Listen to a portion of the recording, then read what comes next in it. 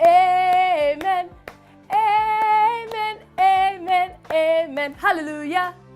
Did you know that there are over 450,000 churches across the United States? Whew, that's a lot of board meetings. And wouldn't it be nice if those board meetings were run with the same type of energy and grace that we feel when we walk out of church? The reality is many church boards struggle because they don't have or have not implemented a structure. In this video today, brought to you by the NAP, the National Association of Parliamentarians, we're going to talk about the importance of having a structure when running any church meeting. Hi, my name is Susan Leahy and I'm from RobertsRulesMadeSimple.com, and today we're going to be talking to David Mazera, NAP member and professional registered parliamentarian, as he shares why it's essential for church boards to adopt a structure like Robert's Rules of Order in order to support them in running amazing meetings that leave you saying, Amen.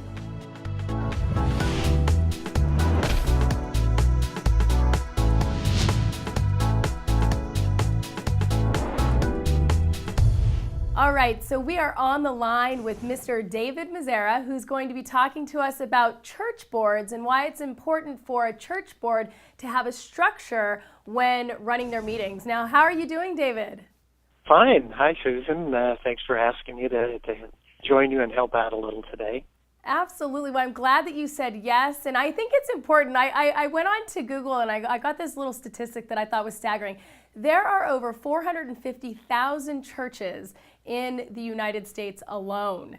And I was kind of thinking about this interview and I was thinking, my gosh, that's a whole lot of church board meetings, right?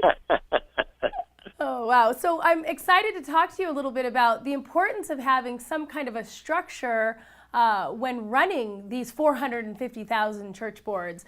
So let's talk a little bit about this and why it's important for a church board to have a structure maybe like Robert's.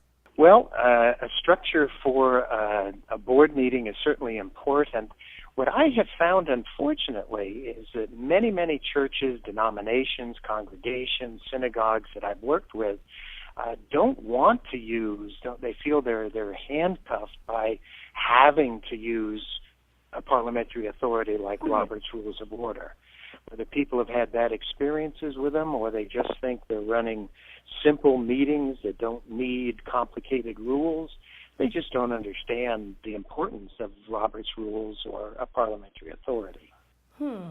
Interesting. It's interesting because I actually have quite a few clients that are churches that have come and looked for basic training from me, and I thought it was interesting through our conversation is that really there's a lot of church boards that don't use Robert's Rules as their official structure.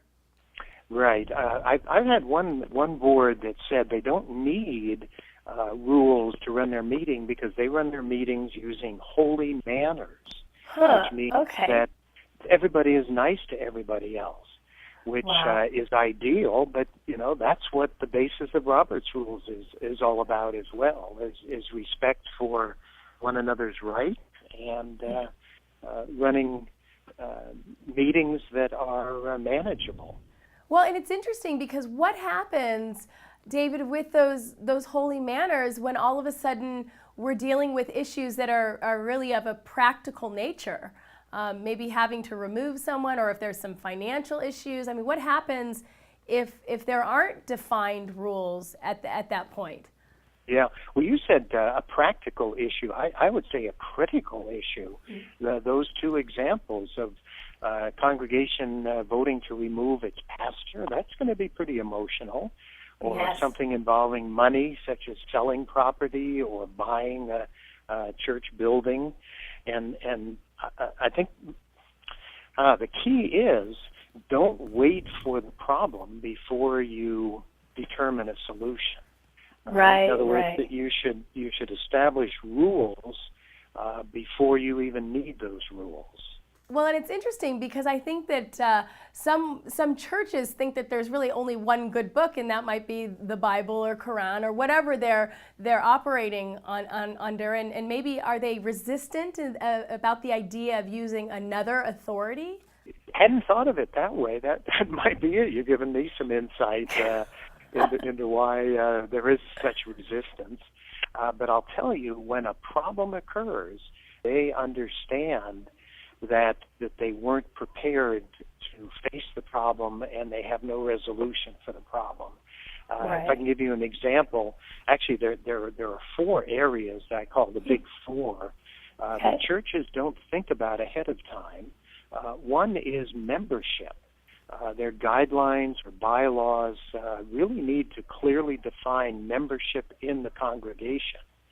And if the church has 1,000 attendees over the course of 2 or 3 services, and then a single congregational meeting is called to remove the pastor, how do you determine who members are? Because without a clear membership, you don't know what a quorum is, you don't know who is eligible to vote. So you need to define members.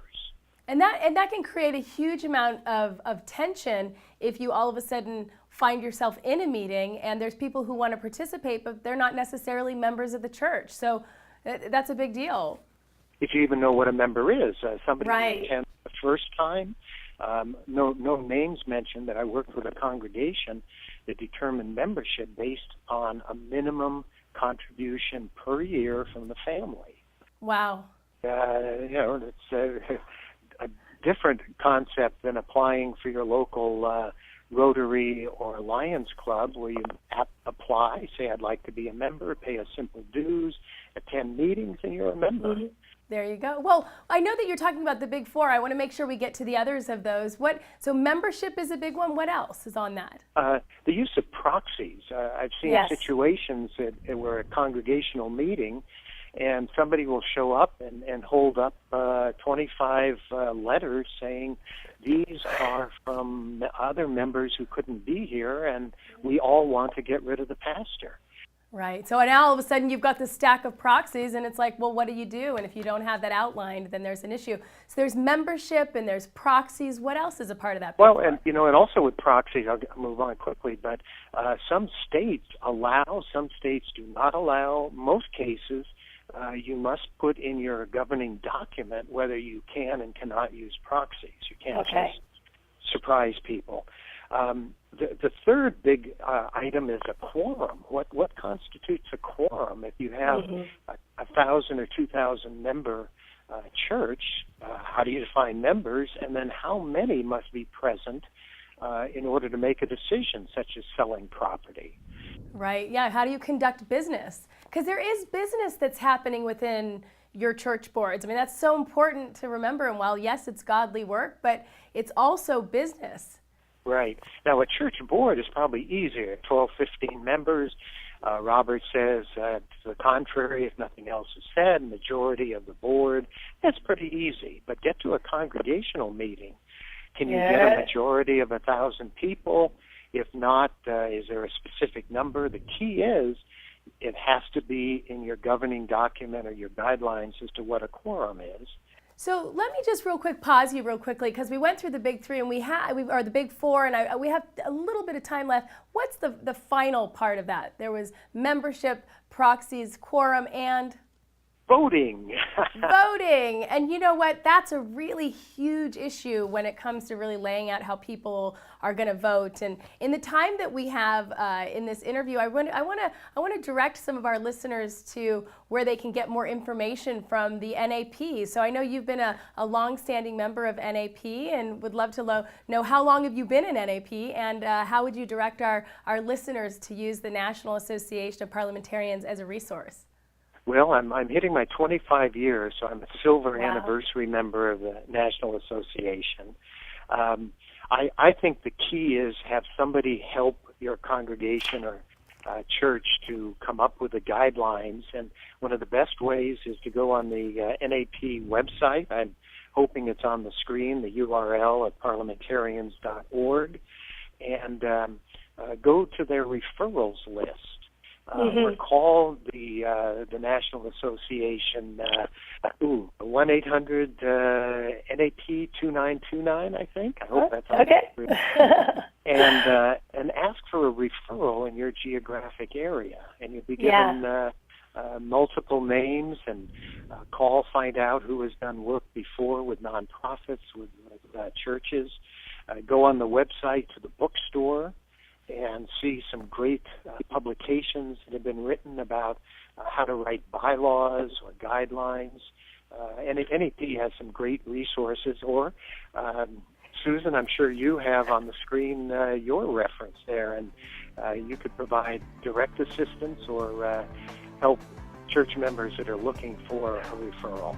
Absolutely, and I guess it makes me kind of feel like, David, praise the Lord, church boards, you're not alone, right? So, David, I want to thank you for your time, your energy, and your passion, because church boards are so important. They are conducting not only godly business, but practical business that supports the business of being able to really run effective meetings at your church. So, David, thank you for your time, and thank you for listening.